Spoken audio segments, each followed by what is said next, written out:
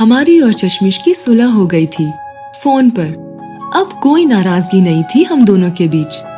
अब हम दोनों फ्री थे तो रोज बातें होती थीं, क्योंकि पिछले कुछ महीनों से हम एक दूसरे से बहुत ही कम बातें कर रहे थे, प्रवेश परीक्षा के दबाव के चलते। चश्मिश के घर वाले बहुत खुश थे और हमारे घर वाले भी। अब मैं जब भी पिताजी के साथ उनके कभी स्कूल जाता तो सब सम्मान देते। अरे वो देखिए, तिवारी मास्टर साहब का बेटा आया है, BHU में टॉप किया है। जो मास्टर साहब हमें पहले मुर्गा बनाते थे वो आज सम्मान देते थे, कुर्सी पर बैठाते थे। गांव आकर मैं बहुत खुश था। पुराने दोस्तों के साथ दिन बीत रहे थे, पर सच कहूं तो मुझे बनारस बहुत याद आता था। वो वीटी में मौर्य और चौबे के साथ बैठना, लंका पर चाय के साथ मालबारो लाइट से धुआं धुआं करना, और चश्मिश के साथ रोज सुबह की बहुत याद आती थी। हम कुछ पैकेट सिगरेट के लेकर आए थे जो अब खत्म हो गए थे, और अब हमें भी बनारस जाना था काउंसलिंग कराने, और चश्मिश को दिल्ली जाना था। हम अलग तो हो रहे थे पर दिल के करीब थे। एक तरफ चश्मिश से दूर जाने का गम था तो दूसरी तरफ दोस्तों से दोबारा मिलने की खुशी थी। चश्मिश की काउंसलिंग हो गई, उसे TC वगैरह जमा करनी थी तो उसे एक दिन के लिए BHU जाना था। हमने कहा जिस दिन हमारी काउंसलिंग होगी उस दिन आना, तो फिर शाम में साथ में रहेंगे। उसने कहा ठीक है। चश्मिश हमारे काउंसलिंग के दिन सुबह सुबह आ गई। हम तो एक दिन पहले से आ चुके थे।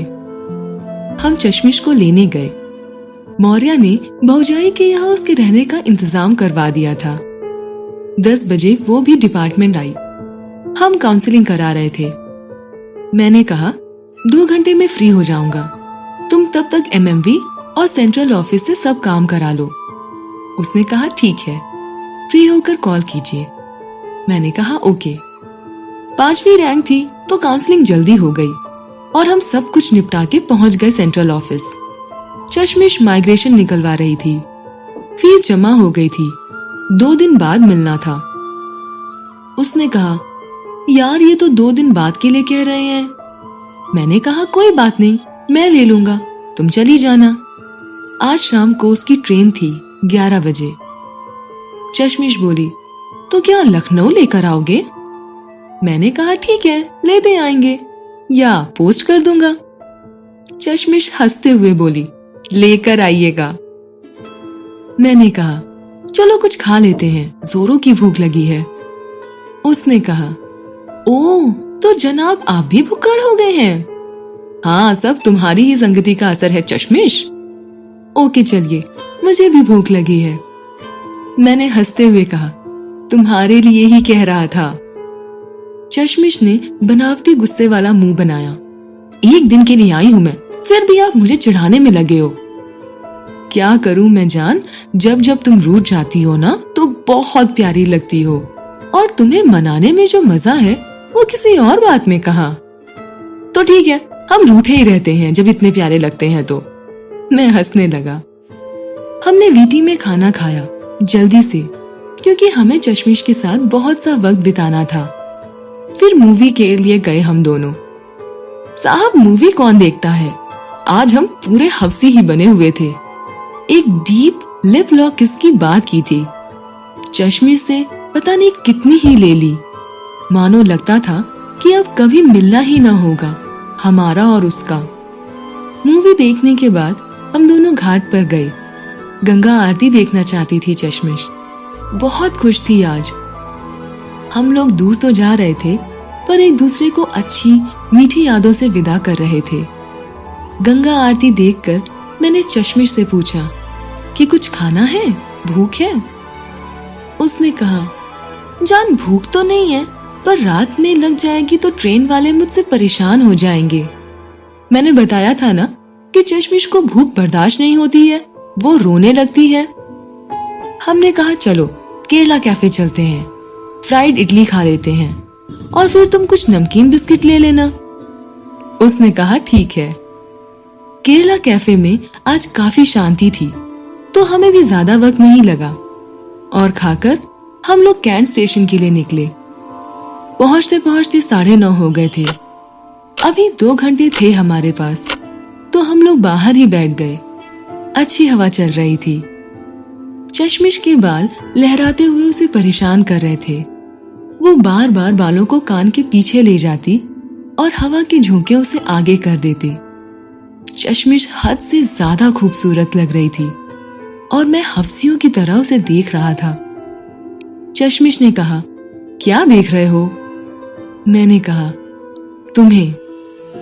अरे अभी दिन भर तो साथ में थे, मूवी भी नहीं देखने दी, पूरे हफ्सी हो गए हो तुम, कहकर हंसने लगी चश्मिश। मैंने कहा, जो भी हूं बस तुम्हारा हूं। चश्मिश ने मेरे हाथ को कसकर पकड़ लिया और दूसरी तरफ मुंह करके रोने लगी। मैंने प्यार से उसके हाथ को सहलाया। जान, हम आपसे दूर थोड़ी ही हैं। हम आपसे रोज बातें करेंगे और आप जब भी लखनऊ आना मैं आया करूंगा, ठीक है? चश्मिश ने रोते हुए कहा, सच में ना, आप आया करोगे ना? मैंने कहा, हाँ बिल्कुल। धीरे धीरे वक्त बीत गया और 11:15 हो गए।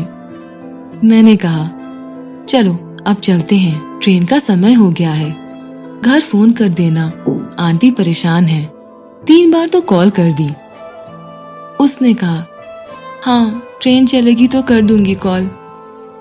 मैंने चश्मिश को उसकी बर्थ तक छोड़ा और ट्रेन चलने पर वापस आया। चश्मिश बाहर चैनल तक आई। कोई नहीं था तो कसकर मुझसे गले लग गई। मैंने भी माथे पर किस किया। यार अब छोड़ो, ट्रेन की स्पीड तेज हो जाएगी।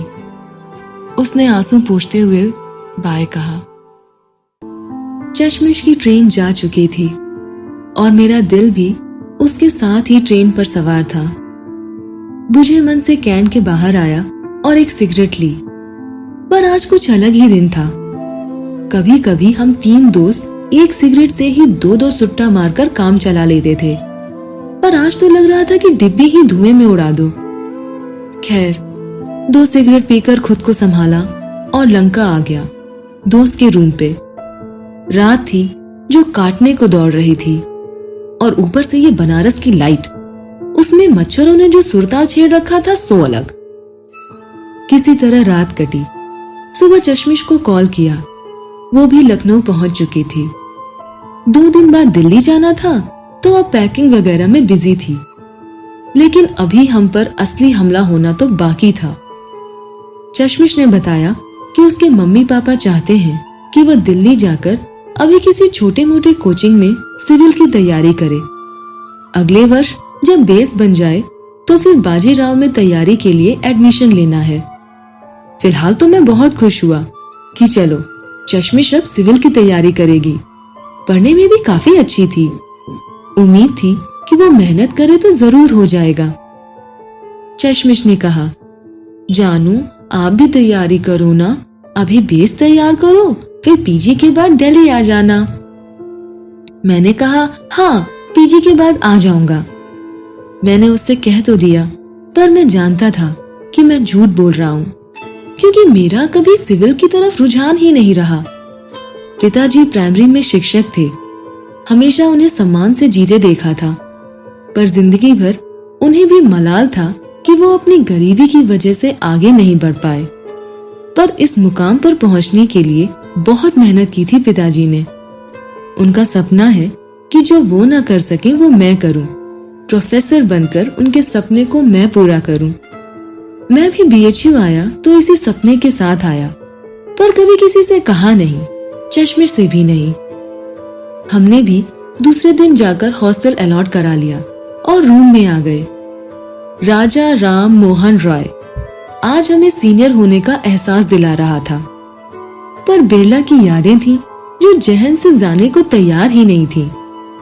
पर खुशी थी कि अपने प्रिय साथी सभी आ गए साथ। नए सत्र की शुरुआत हो और हर हर महादेव का नारा न लगे, ये तो हो नहीं सकता। हमने लगा दिया जोर से और पूरा हॉस्टल हर हर महादेव के नारे से गूंज उठा। अब जाकर एहसास हुआ कि हम बिरला को दिल में बसा कर ले आए हैं। नया सत्र शुरू हो चुका था। हमारी क्लासें चलने लगी थीं। हमारे मित्रों का 3 साल का जो वनवास था वो खत्म हो चुका था, क्योंकि सारी भौजाइयां फैकल्टी आ चुकी थीं और हमारे भाइयों के साथ ही ज्ञान लेती थीं। मानो कि सोशियोलॉजी की क्लास ना हुई, लवलॉजी की क्लास हो गई है। खैर, इससे क्लास के माहौल में कभी कोई फर्क नहीं पड़ा।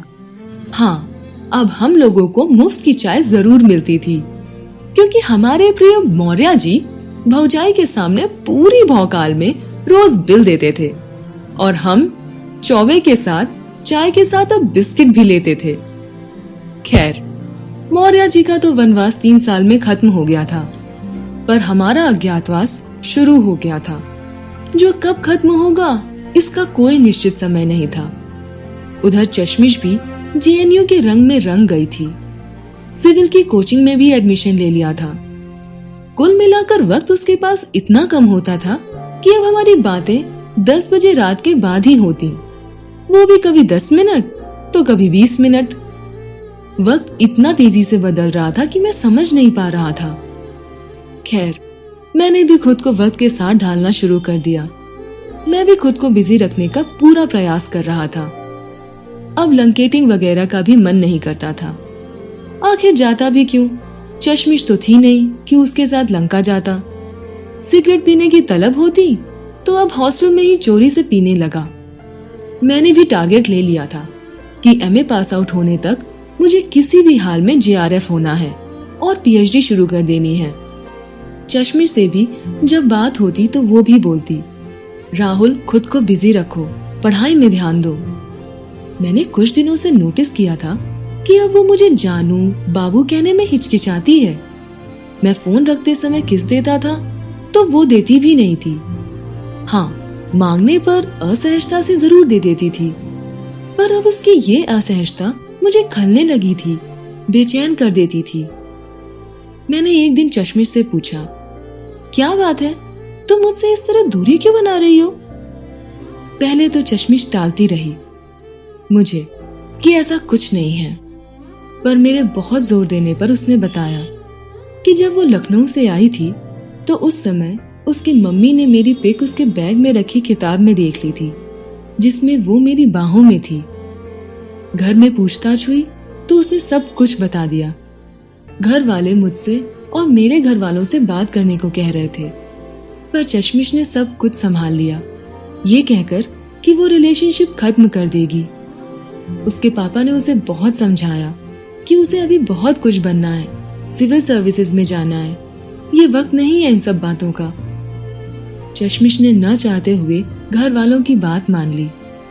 उसने बताया कि घर वाले इसीलिए चाहते थे कि किसी भी हाल में जेएनयू में एडमिशन ले लूं। चश्मिश बोली, राहुल, इसीलिए मैं उस दिन तुम्हारे साथ पूरा वक्त बिताना चाहती थी, तुम्हें किस करना चाहती थी, क्योंकि मुझे पता था कि हमारे रिश्ते में रहते हुए ये आखिरी मुलाकात थी। राहुल, प्लीज मुझे माफ कर दो, मैं तुमसे बहुत प्यार करती हूँ, पर मेरी भी मजबूरी है। मैं क्या बोलता मुझे कुछ समझ में नहीं आ रहा था। मैंने कहा, अनामिका अभी प्लीज फोन रख दो, कल बात करते हैं।